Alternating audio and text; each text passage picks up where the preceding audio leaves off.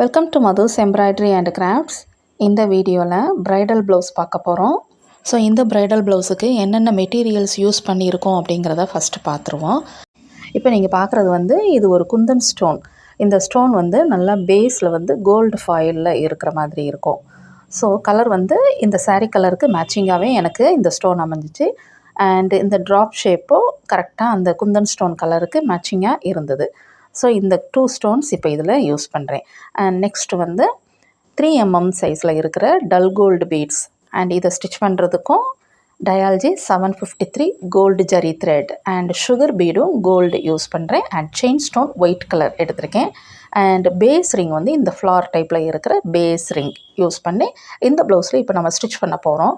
Only இந்த மெட்டீரியல்ஸை மட்டும் வச்சு நம்ம எப்படி ஒரு ப்ரைடல் ப்ளவுஸ் நம்ம டிசைன் பண்ணிக்கலாம் அப்படிங்கிறத இப்போ பார்ப்போம். ஆல்ரெடி பாருங்கள், நான் நெக்லைனுக்கு எல்லாமே இந்த மாதிரி sugar beat and chain stone double லைனாக கொடுத்துருக்கேன். அண்ட் அந்த குந்தன் ஸ்டோன்ஸும் இந்த மாதிரி நல்லா க்ளூ அப்ளை பண்ணிவிட்டு நான் ஸ்டிக் பண்ணி முடிச்சிட்டேன். அண்ட் இன்பிட்வீன் அந்த ஸ்டோனுக்கு இன்பிட்வீன் அந்த கேப்பில் ஹேண்ட் நீடில் யூஸ் பண்ணி சுகர் பீடை ஒரு 3 பீட்ஸ் எடுத்து இந்த மாதிரி இப்போ இன்பிட்வீன் அந்த கேப்பில் ஸ்டிச் பண்ணிக்கிட்டு இருக்கேன். இந்த ப்ரைடல் ப்ளவுஸுக்கு நெக்லைன் டிசைன் பண்ணுறதுக்கு நமக்கு எந்த டயக்ராமும் தேவையே இல்லை. நெக்லைன் மட்டும் மார்க்கிங் மட்டும் கரெக்டாக இருந்தால் போதும். அந்த லைன் மார்க்கிங்கை வச்சே சுகர் பீட், செயின் ஸ்டோன் இந்த மாதிரி எல்லாமே ஸ்டிச் பண்ணி முடிச்சுக்கிடலாம். ஸோ ஈஸியாகவும் இருக்கும். இது கொஞ்சம் சிம்பிள் டிசைனாக வேணும் அப்படின்னு கேட்டிருந்தாங்க. பட் எல்போ லென்த் ஸ்லீவாக இருக்கிறனால நல்ல ஒரு கிராண்ட் லுக் கிடச்சிது. நெக்ஸ்ட் இந்த பீடெல்லாம் ஸ்டிச் பண்ணி முடித்ததுக்கப்புறமா அந்த பேஸ் ரிங்கையும் அந்த 3 mm பீடையும் யூஸ் பண்ணி இப்போ இந்த எட்ஜஸில் ஒரு ஃபினிஷிங் கிராண்ட் ஹைலைட் பண்ணி காமிக்கணும்ல. ஸோ அதுக்கு இந்த மாதிரியான ஸ்டிச்சஸை பேஸ் ரிங்க்கு ஸ்டிச் பண்ணிக்கிட்டு இருக்கேன். பேஸ் ரிங் ஸ்டிச் பண்ணும்போதே அந்த 3 mm பீடையும் சேர்த்தாப்பில் வச்சு ஸ்டிச் பண்ணிக்கிடணும். இதில் ஸ்டோன் இப்போ இந்த பேஸ் ரிங்க்கு நான் வைக்கல. அதுக்கு பதிலாக என்ன பண்ணிக்கிறேன் அப்படின்னா அந்த 3 mm பீடை ஆரி நீடில் யூஸ் பண்ணி ஸ்டிச் பண்ணிக்கிடணும். இந்த ஃபினிஷிங்கும் ரொம்ப நீட்டாக இருக்கும். இந்த பேஸ் ரிங்கை ஸ்டிச் பண்ணும்போது ஒரு செயின் அந்த பேஸ் ரிங்குள்ளே ஸ்டிச் பண்ணிவிட்டு ஒரு பீடையும் அந்த பேஸ் ரிங்குள்ளேயே ஸ்டிச் பண்ணிவிட்டு அண்ட் பேஸ் ரிங்க்கு வெளியே ஒரு செயின் ஸ்டிச் பண்ணிக்கிடணும். அவ்வளோதான். இதுதான் இந்த பேஸ் ரிங்கை ஸ்டிச் பண்ணுற மெத்தட். இந்த பேஸ் ரிங்கை இந்த நெக்லைனை சுற்றி கரெக்டாக இந்த மாதிரி க்ளோஸ்டாக நம்ம ஸ்டிச் பண்ணிக்கிட்டோம் அப்படின்னோம்னா ஃபினிஷிங் ரொம்ப நீட்டாக இருக்கும்.